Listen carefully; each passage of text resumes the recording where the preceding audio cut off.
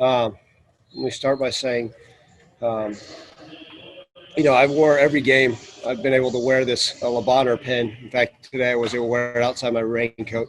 And I just want to, give a shout out to the children at Le Bonheur and St. Jude's and the wonderful hospitals in Memphis and all our frontline healthcare workers for everything they've done during this pandemic and continue to do. But, this was for the children at Le Bonheur and St. Jude's. And we talk about the resiliency of our team, and that's been the word we used. I'm just so proud of their efforts throughout the entire season. A lot of adversity throughout college football, a lot of adversity through the 2020 Memphis football program, but to finish 8-3 with a bowl win, which had been quite a while. Just so proud of them and their efforts. Credit to our coaching staff, the support staff, our medical staff, all these people made this season a success. Just to go out and play 11 games. It's an honor to coach these young men.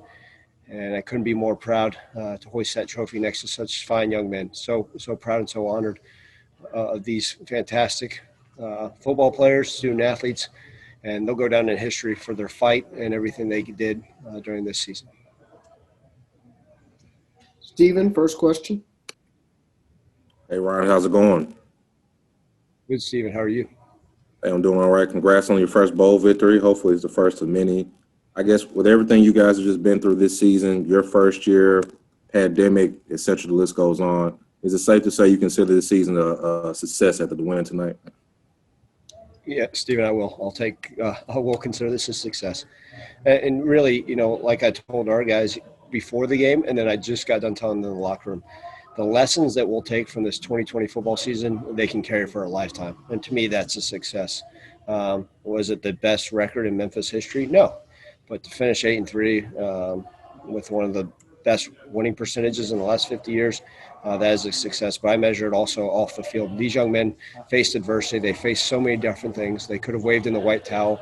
I believe by the end of the game, we dressed 53 scholarship players that were able to play in that game. And those guys that have stuck around and fought and continue to fight and do it the right way, I'm just so proud of them.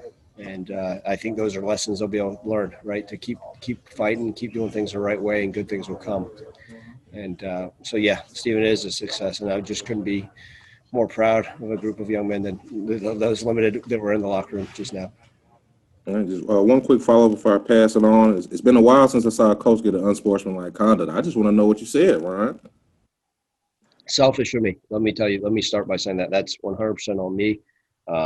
We talk about selfish things that are occurring not only in society but in the football field. And, you go from playing a zero penalty game versus Houston, and then my dumb butt goes out there and gets an unsportsmanlike penalty.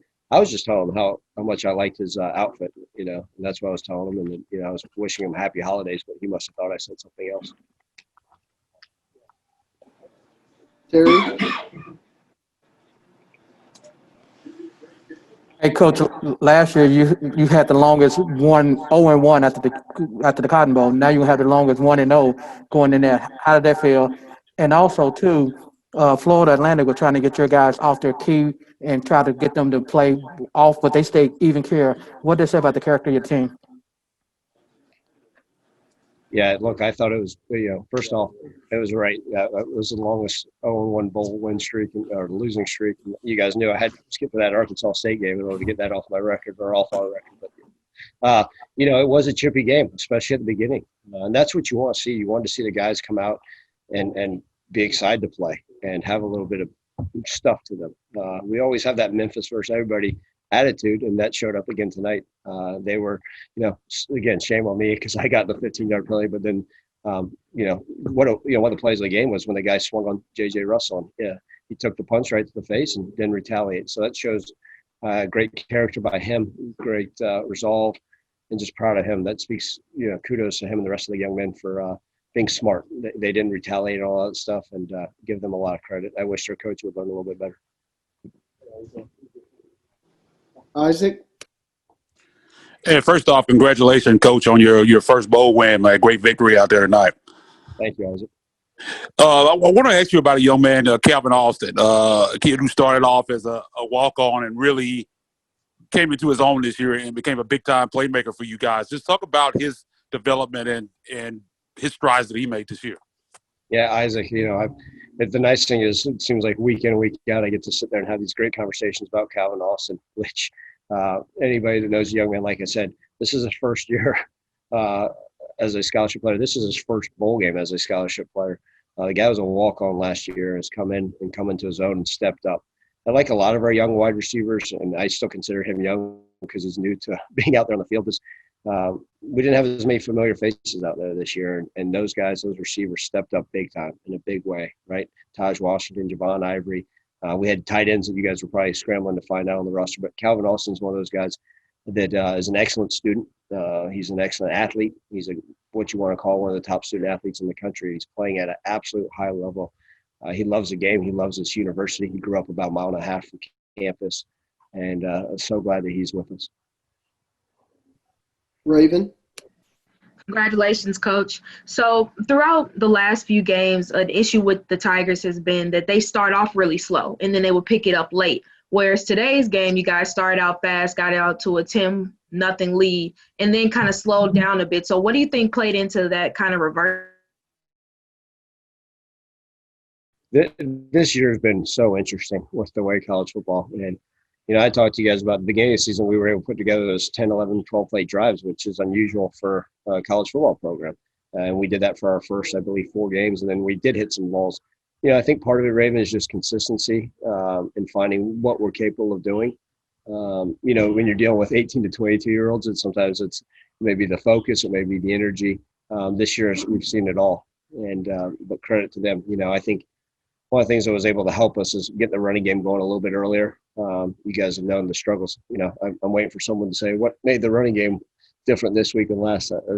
I don't know, but I just think it's finding consistency and a rhythm, Raven, in all 3 phases. And I think we were able to finally get a little bit of that at times tonight. And then obviously we have our lulls, but welcome to college football.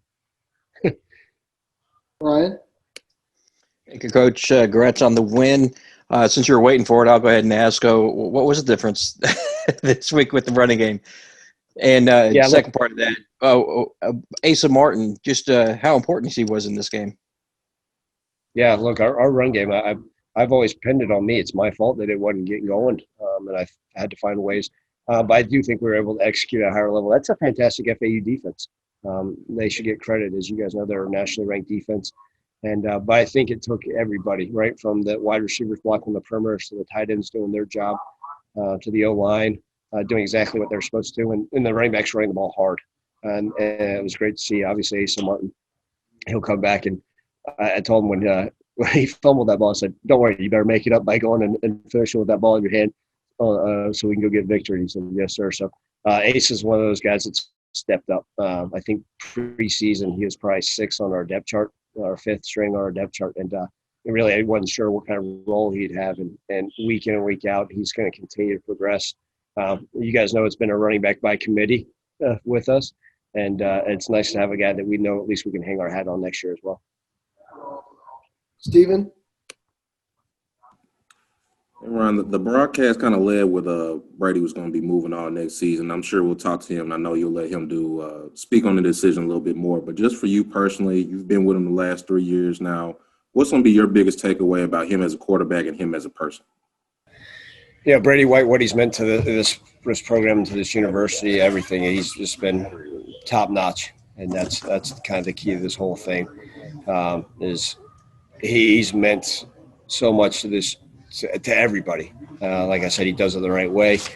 He's a legend. And I told him, obviously I do believe let him decide or announce what he's going to be doing next year. But, man, I love him. Like I told you guys, I think it was 2 weeks ago, I said the highest honor I could ever pay a young man is if I ever have a son that I hope he's like Brady White. And I think that's one of the best things you could ever say about a young man. So, look, if he comes back for a year or whatever it is, 12, so be it. But I know he's going to be wildly successful in his future.